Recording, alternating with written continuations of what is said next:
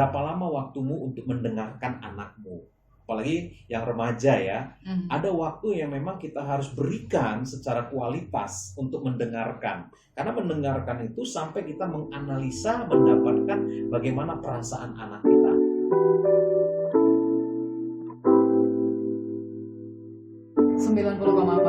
FM Sonora Medan. Saya Rini Aprianti masih ngobrol di sini dengan Pak Agustinus Ketaren, masih di tahapan understanding. Understanding, ya. Understanding tadi saya ulangi kembali bahwa pertama itu jangan menyalahkan, yang kedua tidak membiarkan anak meluapkan emosinya, yang ketiga ini pahami perasaannya. Nah, kalau kita udah sampai tahap pahami perasaannya, kita udah berhasil understanding. Pahami perasaannya, apa-apa yang mau dilakukan oleh dia, ya, baru masuk kita ke tahap kedua setelah understanding, applying. Applying itu menerapkan apa yang sudah disepakati. Jadi kita bisa bertanya kepada anak, misalnya, apa yang menurut kamu harus kamu lakukan terhadap persoalan ini. Jadi waktu dia mulai mengaplikasikan apa yang sudah disepakati antara orang tua sama anak, nah di sini ada beberapa hal tahapannya. Jadi dia sudah melakukan, dia mengerjakan, doing. Nah, sebenarnya yang paling persoalan kan, sahabat Sonora, bagaimana tahap kita sebagai orang tua untuk mengubah persepsi dia dulu. Jadi understanding itu kita mengubah persepsi yang lama menjadi satu new perception, persepsi yang baru gitu sebenarnya. Pandangan yang lama yang menurut kita itu sepertinya salah kepada satu persepsi yang benar. Respon yang tidak benar menjadi respon yang benar. Sebelum dia melakukan yang applying, yang kedua atau doing. Nah, jadi tahapan understanding itu di sebelum understanding itu tadi ya ada knowing, jadi mengetahui dulu, baru exploring juga, baru kepada experience dia udah lakukan tetapi gagal, baru dia mengerti understanding.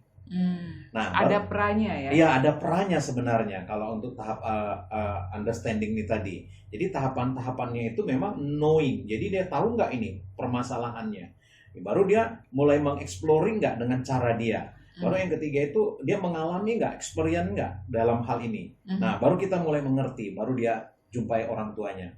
Nah, sebelum dia melakukan, ingat tugas kita sebagai orang tua, kita harus mengubah persepsi yang salah menjadi satu persepsi yang baru, new perception. Ingat, tadi kan saya katakan jangan menyalahkan.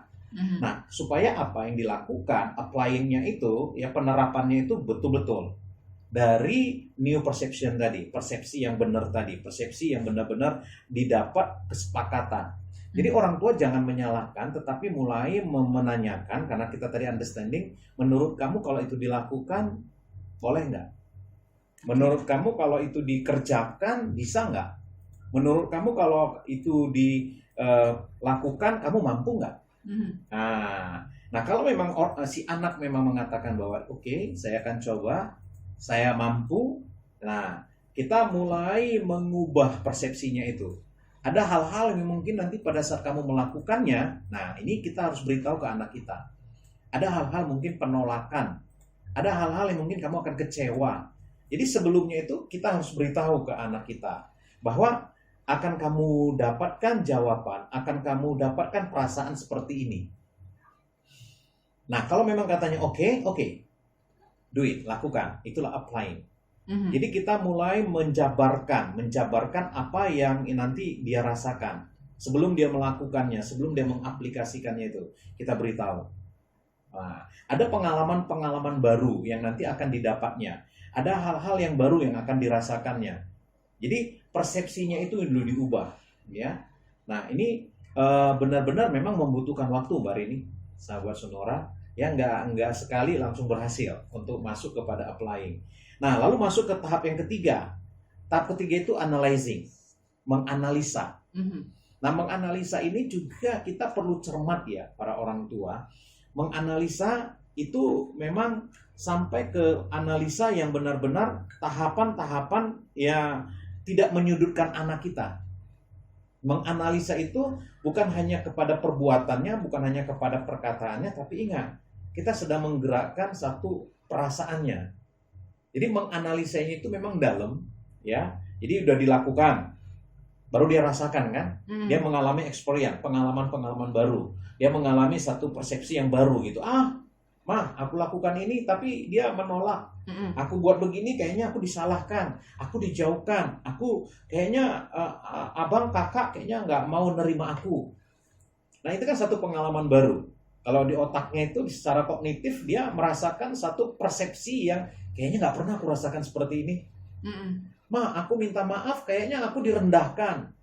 Nah ini kan persepsi-persepsi yang baru yang secara kognitif, baru perasaannya. Nah kita gali dulu perasaannya sebelum menyentuh kognitifnya.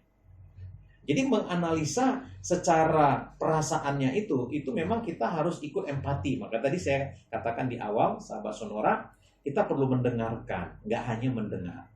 Berapa lama waktumu untuk mendengarkan anakmu? Apalagi yang remaja ya, ada waktu yang memang kita harus berikan secara kualitas untuk mendengarkan. Karena mendengarkan itu sampai kita menganalisa, mendapatkan bagaimana perasaan anak kita. Itu yang kita sebut dengan menganalisa, menganalizing itu. Jadi sampai benar-benar satu konsep yang lama itu berubah. Satu pengalaman yang dia rasakan itu nggak enak, ya dia bisa mulai menerima. Satu penolakan yang dia alami sampai dia benar-benar bisa mampu untuk memaafkan contohnya. Nah sampai tahapan-tahapan dia benar-benar mengambil, karena persepsi yang baru, new perception itu akan membuat satu new komitmen yang baru. Oh iya ya, jadi kalau itu yang benar, berarti aku harus lakukan, walaupun mungkin penolakan akibatnya. Jadi ada satu new commitment. Jadi orang tua pada saat menganalisa ini mulai memasukkan nilai kebenarannya.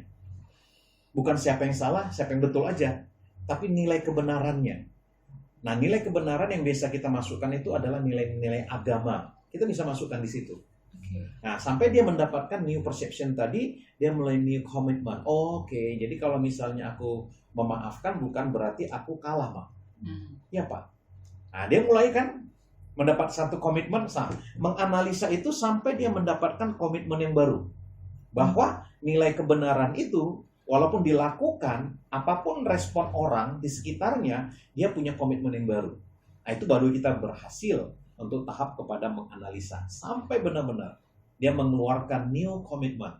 Oleh karena new perception tadi. Persepsi yang benar tadi mengubah komitmen yang baru. Oke, kalau memang itu yang benar, Pak, Ma, aku lakukan. Sampai begitu. Itu menganalisa untuk berita atau memperjelas kepada anak kita atau menginformasikan, memberitahukan bahwa nilai kebenaran sampai dia mengambil satu komitmen, berjuang untuk satu nilai kebenaran, sampai kita menemukan analisa apa yang perlu kita lakukan sampai kita memberitahu nilai kebenaran itu. Oke, itu analyzing. Jadi kesimpulannya itu oleh orang tua, bukan dari anak, dan kita mencoba mengamini atau seperti apa?